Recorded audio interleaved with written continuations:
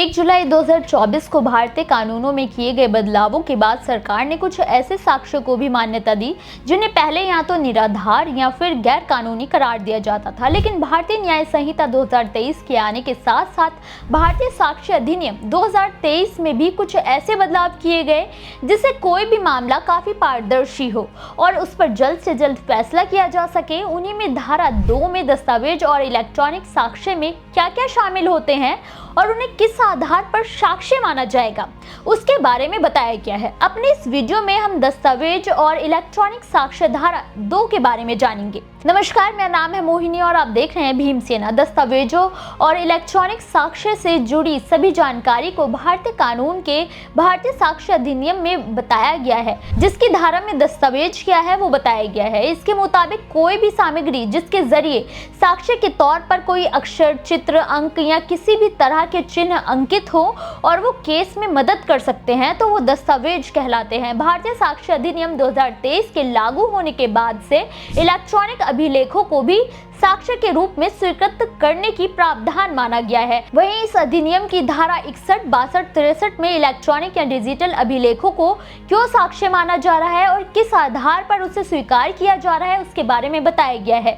धारा 2 बताती है कि कंप्यूटर, लैपटॉप या मोबाइल फोन से निकाली गई जानकारी, चाहे वो ईमेल, सर्वर लॉग, मैसेज या फिर वेबसाइट के बारे में हो, उसे द्वितीयक साक्ष्य माना जाएगा। हालांकि उसे साक्ष्य के रूप में प्रस्तुत करने से पहले कानून द्वारा निर्धारित शर्तों का प्रमाण लगाना अनिवार्य होगा। ये प्रमाण पत्र तभी जारी होगा जब इलेक्ट्रॉनिक साक्ष्य जिस माध्यम से पाया गया है उस माध्यम को इस्तेमाल करने वाला खुद हस्ताक्षर करके कोर्ट में पेश करने की स्वीकृति ना देती या फिर जो उस माध्यम का डाटा प्रबंधन करता है उसकी स्वीकृति होना अनिवार्य है। इन साक्ष्यों में कुछ बिंदुओं को भी ध्यान में रखा जाता है। पेश किया गया साक्ष्य कई मापदंडों में तौला जाता है, जिसमें ये देखा जाता है कि जो साक्ष्य पेश किए जा रहे हैं वो तथ्य शामिल है जिससे या तो स्वयं या अन्य तथ्यों के साथ मिलकर किसी भी मुकदमे या कार्यवाही में दावा किए इनकार किए गए किसी भी सामग्री, अधिकार, जिम्मेदारी का अस्तित्व, गैर अस्तित्व, प्रकृति या फिर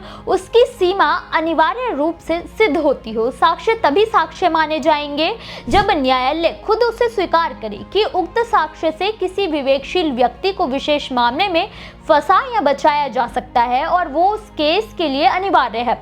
उन साक्ष्यों का प्रासंगिक रूप से संबंधित प्रावधानों में उल्लेखित किसी भी तरीके से जुड़ा होना चाहिए। भारतीय साक्ष्य अधिनियम 2023 में नए प्रावधानों के अनुसार मौखिक साक्ष्य के अंतर्गत इलेक्ट्रॉनिक रूप से दी गई सूचना, जिसमें फोन रिकॉर्डिंग शामिल है, और दस्तावेजी साक्ष्य के अंतर्गत डिजिटल रिकॉर्ड शामिल किए जाते हैं, जिसमें वीडियो रिकॉर्डिंग, पिक्चर या फिर इलेक्ट्रॉनिक माध्यम से इकट्ठा किए गए साक्ष्य शामिल हो। इलेक्ट्रॉनिक साक्ष्य को स्वीकृति मिलने के बाद न्याय व्यवस्था की रफ्तार तेज होगी।